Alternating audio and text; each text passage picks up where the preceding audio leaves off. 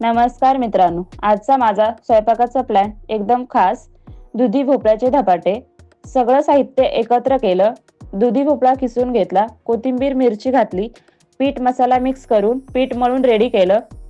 सर्वात आधी गार्गीसाठी छोटे छोटे धपाटे बनवले. थोडासा रवा लावून फ्राय केले, म्हणजे फुगणार नाहीत आणि चवही मस्त कुरकुरीत येईल. मोठ्यांसाठी छान धपाटे तयार केले. धपाटे झाल्यावर एक गरम चहा आणि मग मी लगेच तयारीला लागले. आज गार्गीच्या शाळेत फील्ड ट्रिप होती, म्हणून मी तिची पटकन तयारी करून तिला स्कूलला पाठवलं. माझ्या शाळेला सुट्टी होती, म्हणून सोसायटीत लावलेल्या झाडांना पाणी आणि थोडं खत दिलं.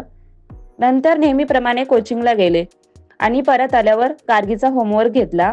रात्रीच्या जेवणासाठी छान तांदळाची भाकरी आणि झणझणीत मराठमोळं पिठलं केलं, घरातील सगळ्यांचं फेवरेट. जेवण झाल्यावर भांडी धुतली, किचन आवरलं आणि दिवसाची सुंदर सांगता केली. बस, आजचा छोटासा पण छान दिवस. भेटूया उद्या नवीन ब्लॉगमध्ये. तोपर्यंत व्हिडिओ आवडला असेल तर लाईक करा, शेअर करा आणि आपल्या चॅनलला सबस्क्राईब करा. Bye, good night.